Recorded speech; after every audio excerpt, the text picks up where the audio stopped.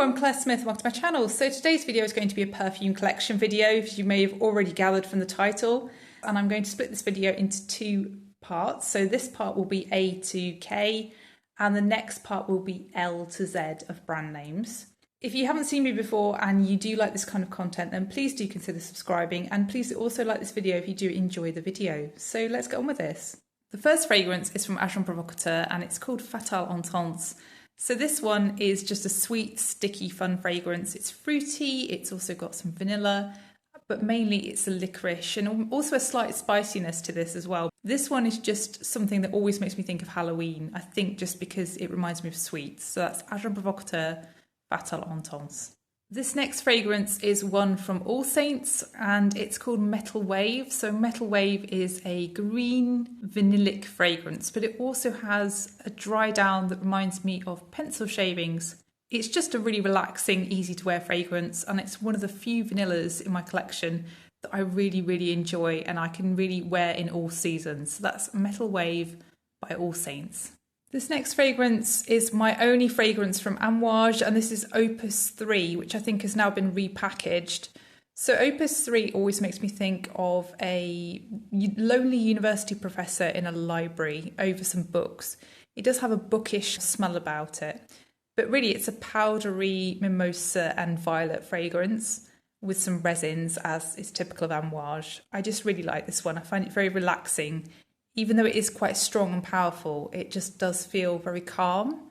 So that's Amouage Opus 3. This one is from And Other Stories and it's called Sardonyx Fire. And this fragrance, I think, is widely thought to be a dupe of either Scherzo by Miller Harris or by Velvet Rose and Oud by Jo Malone. I haven't tried Velvet Rose and Oud, so I can't comment on that one, but I do think there are echoes of Scherzo. I don't think they're bang on. This one to me is quite a dark rose fragrance, but there's something dark and broody in the base too.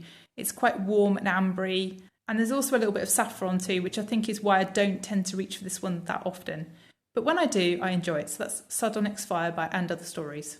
This is my only Atelier Cologne fragrance. This is called Encens Celeste, which means heavenly incense, and that really describes very well how it smells. So it smells of a citrusy, slightly leathery incense. Quite a simple fragrance, but just one I really like. So that's Atelier Cologne Encens Celeste. These next two fragrances are my Armani fragrances. I've just grouped them together. So the first one is by Emporio Armani and it's called Because It's You.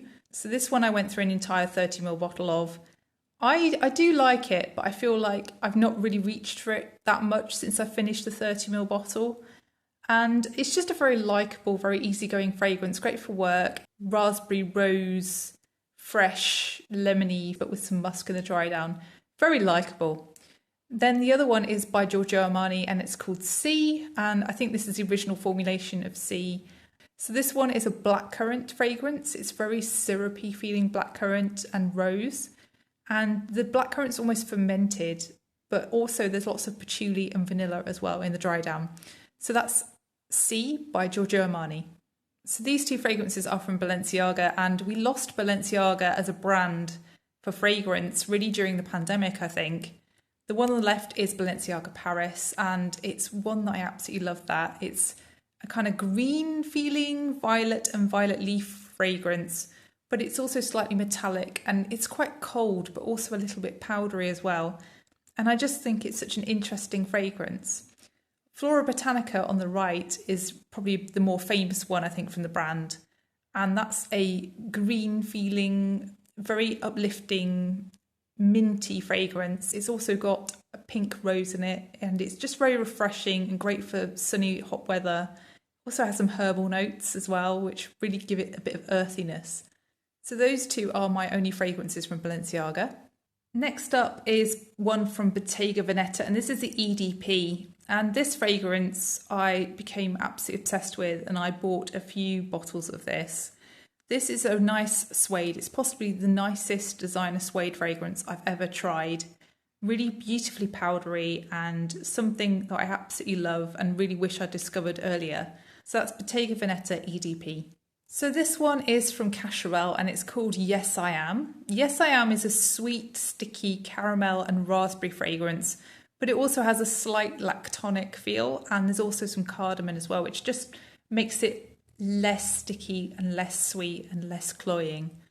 This one for me is just a bit too sweet, and it's something that I've considered decluttering a few times, and last time it got saved, but I'm just going to see how it goes this winter and see how much I pick it up. So that's Yes I Am by Cacharel. This is Cerruti 1881. So I bought this fragrance in a fit of nostalgia, and it always makes me think of the 90s. It makes me think of chintzy dresses. And I think that's because it has so many different floral notes in this fragrance.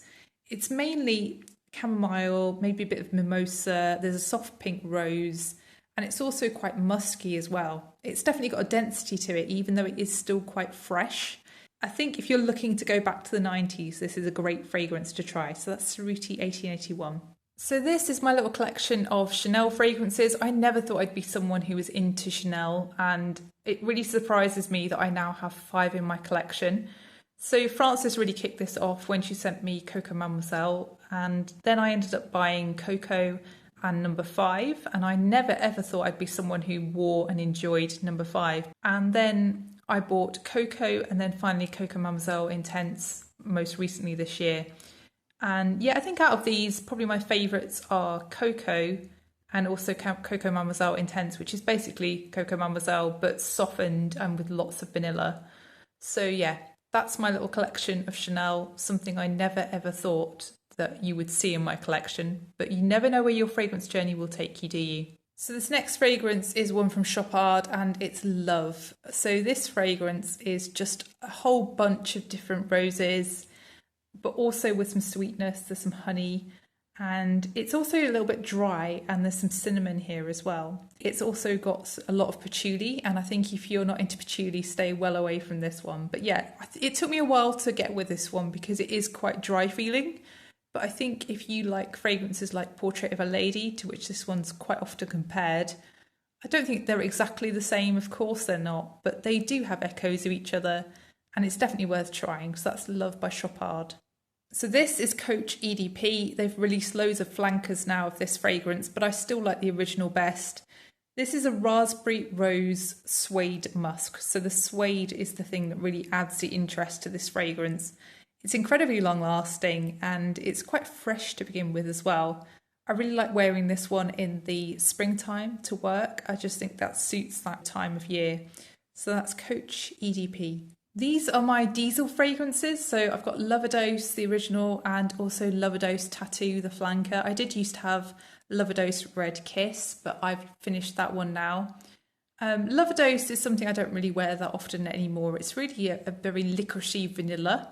And Lovedose Tattoo is really something that smells a bit like a vanilla and custard rice pudding in the dry down.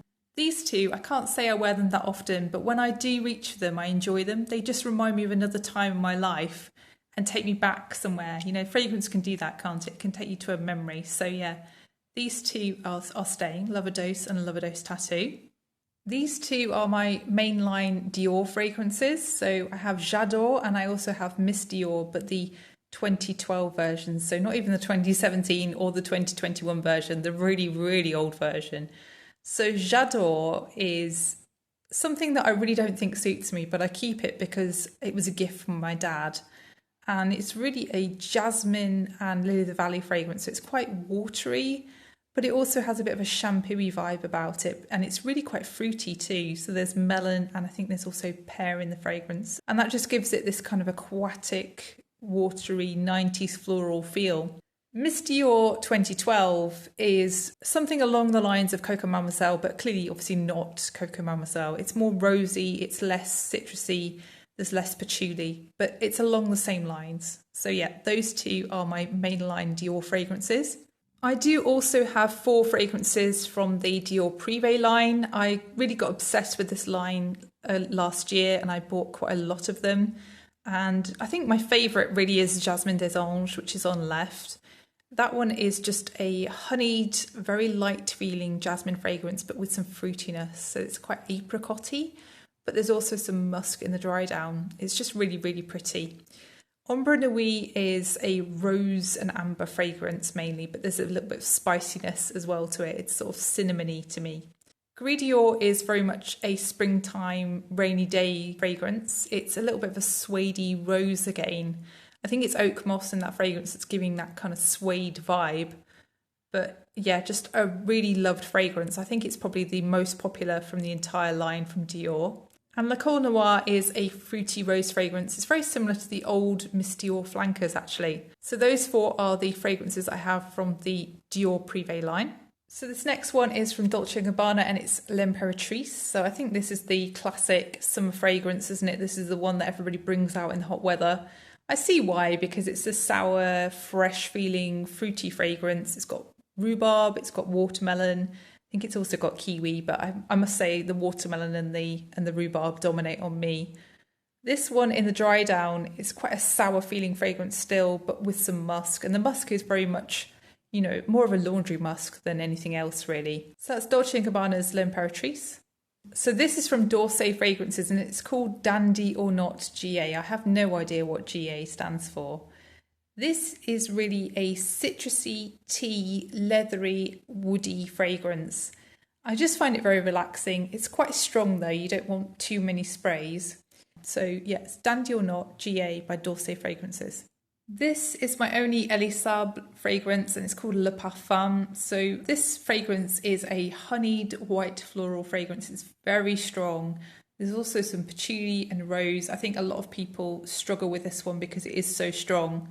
But I think this one's definitely a mood for me and it is something that I really enjoy wearing occasionally, but only very occasionally. So that's Elie Sable Le Parfum. This is my only Elizabeth and James fragrance and I really regret not buying a few more of these, but I do really like Amethyst, even though it doesn't last the longest. It's a honeyed vanilla and tobacco fragrance, mainly tobacco, I guess. But yeah, it's still very sweet. It's just something quite unusual in my fragrance collection because I don't have many tobaccos, so that's Nirvana Amethyst. This is my only Elizabeth Arden fragrance and I never thought that I would own one from Elizabeth Arden when I first started YouTube. This is an incredibly boozy raspberry fragrance. It's also got some spice to it almost, and there's also some leatheriness and a little bit of woodiness as well. It always makes me think of gentlemen's clubs. So that's Fifth Avenue Royale by Elizabeth Arden. This is my only fragrance from Floral Street. I bought Ylang Ylang Espresso when I actually sampled all of their fragrances. I actually made a video sampling all of their fragrances. I'm now way over halfway through this bottle and I really do enjoy Ylang Ylang Espresso. So to me it smells a bit like a boozy coffee to begin with, a boozy espresso. But then there's also this syrupy, boozy rose liqueur in this fragrance as well. And then also some Ylang Ylang later on. I just think this is a really addictive fragrance and I really like how dark it is. So that's Floral Street Ylang Ylang Espresso. This one is from Florist and it's called A Rose 4. I really like this fragrance and I neglect it. I really need to wear it more. So this is an incensey tea, dark feeling rose. It's quite woody and I just think it has this smell of a cork soaked with rosé wine, and that's what I really like about this one. So that's Florist A Rose 4. This is Frederic Malle's Lipstick Rose. I can't say I've got on with this one. I tried it in store and I really enjoyed it, and then I bought an actual fragrance and I don't know, it's not doing it for me. I think it's a bit too violety for me. There's too much powderiness going on. It's just not rosy enough. It's not the same rosiness that was in store. The grapefruit isn't prominent in the opening like it was in store, and I'm just not sure about this one, but I'm going to come back to it in a bit of time, see whether I get on with it better in the winter. But at the moment, I'm out of love with this one, so that might be going. Lipstick Rose by Frederic Malle. So this is my only Givenchy fragrance, and it's from the L'Interdit line. It's the Rouge. I really debated which one of these to buy, and I almost went for the Intense, the black bottle, which I think has now been discontinued. And this one I bought because I just like the spiciness. I like the kick of this fragrance at the beginning with the ginger and with the citrus. And I just really love the tuberose in this fragrance and the creamy dry down. It just smells so vanillic in the far dry down, and it's just so intoxicating, this fragrance to me. I love jasmine, I love tuberose, and I think this one just does it for me. So that's L'Interdit Rouge. So next on my little collection of Guerlain fragrances, I have a few from the La Petite Robe Noire line. I have Plissé, which is actually nearly finished, which is an apricot version of the main DNA really. Black Perfecto, which is that sort of classic cherry leather, isn't it? Cherry leather and powdery rose. Absolutely delicious with the licorice. Also I have Coconut Fizz, which I think a lot of people do look out for. I also have Insolence, which just makes you smell like Parma violets. It's just such a happy feeling fragrance. Then I have Mon Galan at the front. Mon Galan is something that I find quite comforting. It's a vanilla and lavender fragrance, and it's just something that always feels like a hug. And I also have Terracotta, which just makes me think of being on a yacht in the middle of the Mediterranean, getting my legs bronzed. It's very, very sunny florals and a deep vanilla, but with some coconut. That's my little collection from Galan. So next is Gucci, and I've got the Bloom Flanker Notari de Fiore, and I've also got Gucci Guilty Absolute Parfum. Notari de Fiore is really a toned down version of the original Bloom, so it's still a little bit indolic, but it's also just a little bit softer. It's softened up by some rose. Gucci Guilty Absolute Parfum is a blackberry fragrance, a blackberry rose fragrance, but it's also quite dark and mysterious feeling. It always makes me think of looking for berries in a forest. It always makes me think of Little Red Riding Hood, this fragrance, for some reason. So yeah, those two are my two from Gucci. So next are my two fragrances from Hermès, and the one on the left is Le Jardin de Monsieur Lee, and this is a green, sappy, fresh, garden-like fragrance. It really is pretty much as it's described, really. It always makes me think of Chinese gardens that have just been rained on.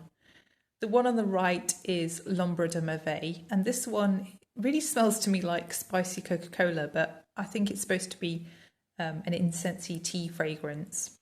To me, this one always makes me think of the 90s. It makes me think of Nirvana and shoegazer music in general, grunge.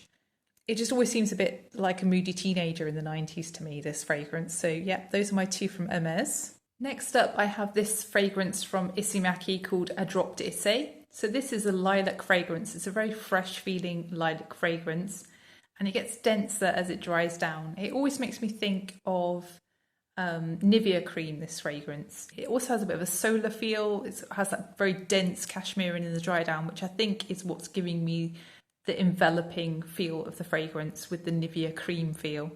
I think this one's really, a very nice out of the shower kind of fragrance. It's great for bed as well. So that's Drop d'Issey by Issey Miyake.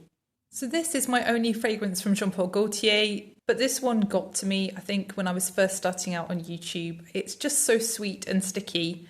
And you can see I haven't worn very much of it at all. There's only a very tiny dent in this bottle. But it's something that I just find a little bit addictive when I do wear it. So this is a sweet, sticky cherry, tuberose and honey fragrance. And I much prefer it to the original Scandal fragrance because Scandal has a beeswax that just gives it a little bit of a bitterness. This one isn't bitter at all. This one's super sweet and syrupy. So that's Scandal by Night by Jean Paul Gaultier. This is my only fragrance from Jo Malone, and it's called Pomegranate Noir. This one always makes me think of walking on dry leaves along a hedgerow in autumn. It just has that crunchy dry leaves kind of smell about it. But yeah, it's one that I don't reach for that often. I only got it last year. I think it's going to be something I'm going to be wearing during the autumn though. So that's Pomegranate Noir by Jo Malone. So this is my only fragrance from Jupe or Yop, and it's called Le Bain. So Le Bain is a very, it does have a vintage edge to it. It's a slightly vintage feeling fragrance, but it's mainly a vanilla and tonka fragrance. And the tonka really comes off as a little bit almondy, even a little bit like a cherry kind of fragrance. But also it has lots of florals, and it also has aldehydes. And the aldehydes, I think, are what give it that sort of slightly vintage edge. It's a really hard fragrance to describe. I quite often wear this one to bed in the wintertime. It's a one spray only kind of fragrance if you're wearing it to bed because it is quite strong, very long lasting. It's worth a go if you like that kind of fragrance. So that's Jupe Le Bain. This is a fragrance from Kat Von D. It's been discontinued. It's called Sinner, and I think it's actually pretty sought after now. So this is a plum and vanilla fragrance, but with lots of patchouli. And I think this one widely gets compared to Midnight Poison. And I do see the similarity, and it's really odd that they smell so similar. I guess it's the patchouli. There's something about this just feels very gothic. It really does smell like the bottle looks, and it's something I don't reach for very often. I've considered decluttering this one, but every time I come back to it, I just think, why am I not wearing this? It's so beautiful. So that's Sinner by Kat Von D. This is a fragrance from a brand called Karen Timpson, who's a little indie perfumer in the UK. And this one's called Moon Palace. So this is a green feeling, sort of palm leaf kind of style fragrance. It makes me think of greenhouses with tropical flowers in that are slightly over and dying back. That kind of very spent floral kind of smell, tropical spent florals. It's just very creamy as well in the dry down, and it just has this tropical island at night feel about it, which I guess is where the name comes from. Very beautiful fragrance and well worth trying. I'm really interested to try some of her other fragrances. So that's Moon Palace by Karen Timpson. So next, here's my collection of Kayali fragrances. I actually won most of these in a Kayali giveaway, and I'm really pleased that I did win, but I can't say that I wear them that often actually. Vanilla 28 is probably the one that I've worn the most, but it's something that I really have to be in the mood for. I'm just not a big fan of that kind of vanilla really, and I think that's why I've ended up decluttering quite a lot of vanillas in my collection. I just don't think vanilla is me. So I've also got Love Fest Burning Cherry, which is probably my favourite, but again, it's not something I reach for very often. It's very sweet, but I do like that kind of cherry, and I like the woodiness in that fragrance as well. I think really the rollerballs that I have are probably my two favourites, but because of their rollerball format, I don't tend to reach for them that often. So I have Cocoa Vanilla, and also I have Sweet Diamond Pink Pepper. And I really wish I had those in sprays, because rollerballs are just really annoying, aren't they? The other one that I have is Invite Only, and Invite Only I think is a stunning fragrance, but it's so strong, and it's something that I think can be related a little bit to Love Fest, and that's probably why I like it quite so much, because of the cherry and also because of the tobacco. I love tobacco in fragrances. So yeah, I don't have many Kayalis, definitely nothing recent. I feel like their recent releases have been coming out at such a tremendous rate that no one can keep up, and certainly not me. So that's my little Kayali collection. So next are my two fragrances from Kenzo. I really like Kenzo as a fragrance house. So I have Kenzo Jungle L'Elephant, and I also have Kenzo World. So Jungle L'Elephant is a fragrance that I never knew I needed in my life, but wow, since I've bought it, I've just been loving it. I really was enjoying it last winter, and I can't wait to get back to wearing it this winter. So Kenzo Jungle is a dry, spicy fragrance, but with a really beautiful vanillic dry down. It's also slightly fruity somehow. I really like the licorice in that fragrance in particular. Kenzo World is actually an ambroxan-based fragrance, and that's not something you will hear me say a lot in my collection, but I just absolutely adore Kenzo World. There's something strangely hypnotic about it to me. It always makes me think of being in a bubble bath somehow, and I always think of a bubble bath filled with red currants and maybe some strawberries as well. It has a sort of faint fruitiness about it, but then also this crystal clear, almost bubbly but not fizzy kind of feel about it. I just think it's very striking, and it's something that's very long lasting on my skin. So that's Kenzo World.